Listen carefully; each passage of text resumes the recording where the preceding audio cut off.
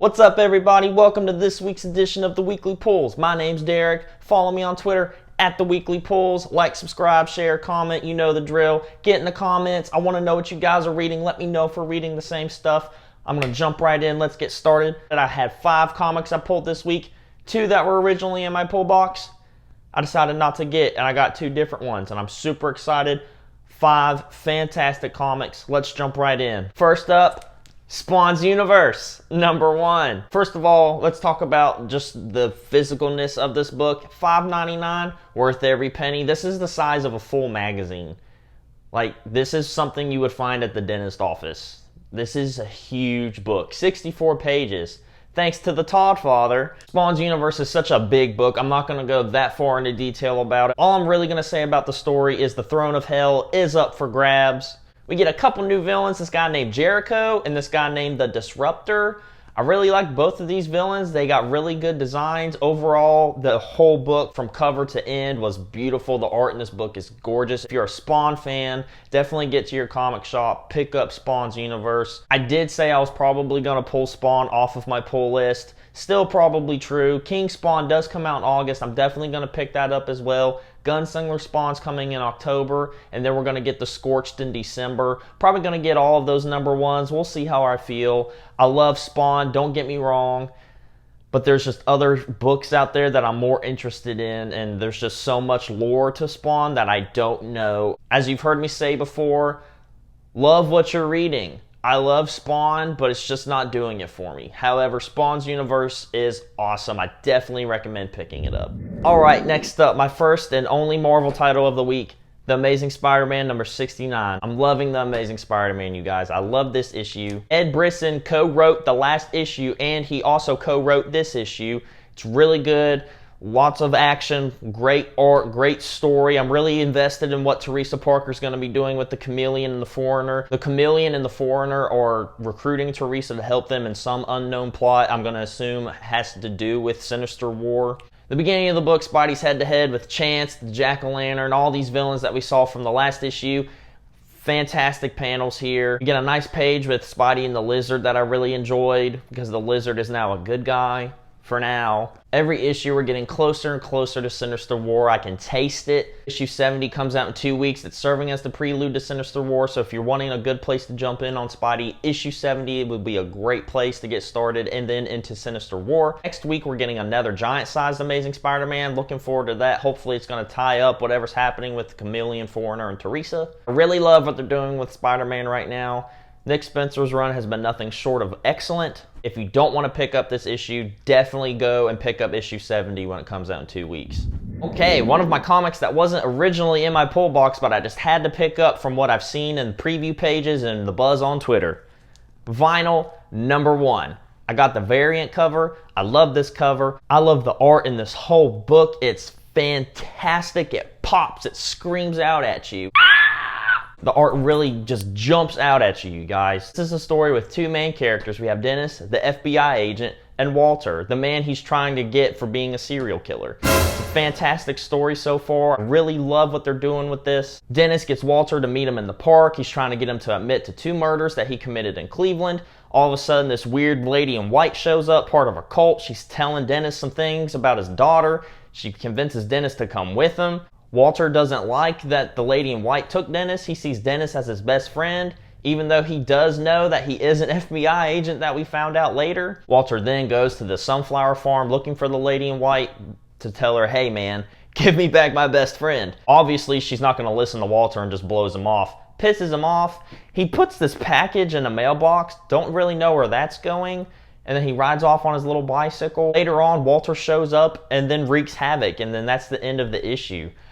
I have no idea where this book is going. It was really weird, and I love really weird stuff. Walter is one of those characters we're really not supposed to like, but we do. Like, he's a serial killer. Kind of like Walter White is a meth cooker, but we can't help but cheer him on the whole time we're watching Breaking Bad. This was a great comic. I can't wait for issue 2. If you didn't pick up vinyl, it's definitely worth checking out. Second comic that I didn't originally have in my pull box, but I just had to pick up after I read volume 1. If you've watched my videos in the past, Homesick Pilots, issue 6. After reading volume 1 when it came out, I had to pick this up. I gotta know what's happening in this story, you guys. This is a great comic. This series is exploding with creativity, punk rock, the color scheme, everything about this book is perfection. Punk, if you think you're a punk, if you like punk, you need this. If you're a skater, you need this. This is a great series, you guys. Issue picks up where issue 5 left off. Amy and Buzz are believed to be dead with the haunted house that sank to the bottom of the Pacific. Rip and Meg are at this government facility. Meg is the one that's covered in blood. She's a part of the band The Nuclear Bastards. Rip is a part of the band The Homesick Pilots. The government is using Meg to weaponize her to fight supernatural entity. Of course they are, it's the freaking government. Struggling to harness her inner powers, she can't get the blood off of her. She's just emotionally, mentally drained, and I would be too. Her whole band got killed by a haunted house. The government agent then tries to convince Rip to help her along the way emotionally. The government agent takes Rip to this part of the base where they're doing secret experiments. Got all these different people. One of them claims to have hacked the supernatural. They have all of these teenagers and different people trying to get to weaponize ghosts. Rip doesn't buy into it. One of them flaunts a salt pill that negates ghost activity. Rip then steals some and he takes them to Meg. He's then trying to convince Meg, like, listen, these guys don't have our best interest at heart. Take these salt pills that they didn't tell you they had, get that blood off of you, and let's get the hell out of here. And I don't blame them. It's the government, and they're punks. Meg then agrees. She takes the pill, and on the last page, the blood spouts off of her, and it's alive. The blood itself that was covering her is its own haunted entity, and it's screaming at her that the house is still out there, being the house that fell in the Pacific with Amy and Buzz at the end of issue 5. I love Homesick Pilots. This is a really fun series. Like I said, punk rock, skateboarding, haunted houses, ghosts, haunted houses that get up and fight. This is like Monster House meets the Misfits. It's amazing. Check it out, you guys. You've made it to the end of the video. Congratulations. Now you're ready for my pick of the week. Pick of the week! What a wonderful pick of the week I do have, you guys. Are you ready? Shadecraft number 4. Boy! Whew. What did I just read? What the hell? First things first, you see this cover? This cover does not do it justice. This is my least favorite cover so far. It's not bad, but it's my least favorite because it's so boring compared to what happened in this book. What? Holy crap! First of all, full spoilers. If you haven't read any Shadecraft yet, don't watch this review because I'm about to go in, especially on this issue too. I'm going to spoil it. So if you haven't picked up Shadecraft at all, wait until you do. Last issue, Zadie is convinced that the shadow that was following her, that she believed to be her brother Ricky, she's convinced it's not her brother. Angela, the school counselor, then takes him to a place where she claims that there are other shadows that he can live among. Kind of weird, kind of suspect. That happens in the first page, and then in the next page she gets home and realizes that her parents took her actual brother Ricky, his comatose body, and took him to a nursing home. And Zadie is crushed, and I felt that in my soul, dude. I felt so bad for her. And of course, what is she gonna do as a teenager? She's gonna lash out at her parents, and they're sitting at the dinner table, and her mom are going back and forth, and all of a, you just see her dad, and he's saying, "Shadows!" And it's her mom and Zadie. Zadie's mom has powers too. That's where they came from. What? Like, of course her powers had to come from somewhere, but like, I did not expect it to be her mom. I wouldn't even have expected it to be her dad. I was thinking that she was just special. I'm saying she's not special, but I thought there would be, I just didn't expect it to be hereditary, okay? Mom then goes into a deep dive into her history. She is a master of Shadecraft. She used to work for the government. As anything with the government goes, her mom says it best, the job is never complete.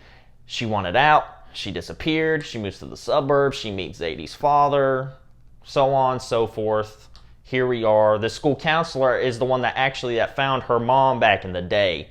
So Angela, school counselor, found Zadie while also looking for her mother. Talk about dedication to the grind. After her mom and Zadie have this conversation, Zadie then realizes that her mom probably gave her brother away to Angela. They then get in the car, rush to the nursing home where they believe that they sent her brother's comatose body. It's not there. she has in fact taken the body and Ricky's shadow. Angela at some point has coerced Ricky's shadow to agree to go with her, to do whatever, and basically they're going to use Ricky as a weapon. That's what her mother and Zadie both believe, and that's probably the truth, because that's what they used Zadie's mom for back in the day. At the end of the book, Zadie's mother is apprehensive to let her help her find Ricky. Once Zadie shows her mother her abilities, she's okay with it. So Zadie and her mother are going in to save Ricky together. I love it. Gosh, I love this series so much. It's become a mother-daughter Shadecraft super team going to save her brother. I love it. Shadecraft is amazing. Lee Garbett, Joe Henderson, all of you guys are sick. Shadecraft is my pick of the week this week, you guys. This issue was fantastic. If you're reading Shadecraft, get in the comments. Let me know what you think.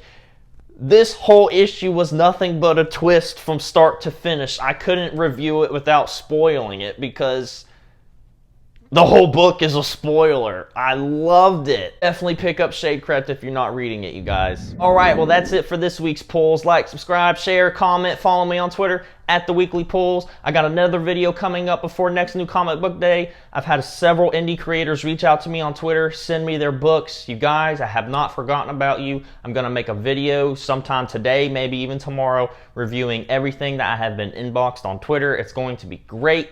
Tune in for that as well. I ran a poll on Twitter asking people if they would want to see me live stream the first Spider-Man video game on the PlayStation 1. The poll is in. People want it. I'm probably going to do that too, so be on the lookout for that as well. Thank you so much for watching. Thank you so much for all your support. Like I said, subscribe to my channel. Stay tuned. I'm going to be making more content here. I was also on a podcast earlier this week that's hopefully going to be uploaded sometime this weekend, so be on the lookout for that as well. Make sure you follow me on Twitter at The Weekly Pulls for all my news and updates. Thank you so much for watching. I'll see you soon.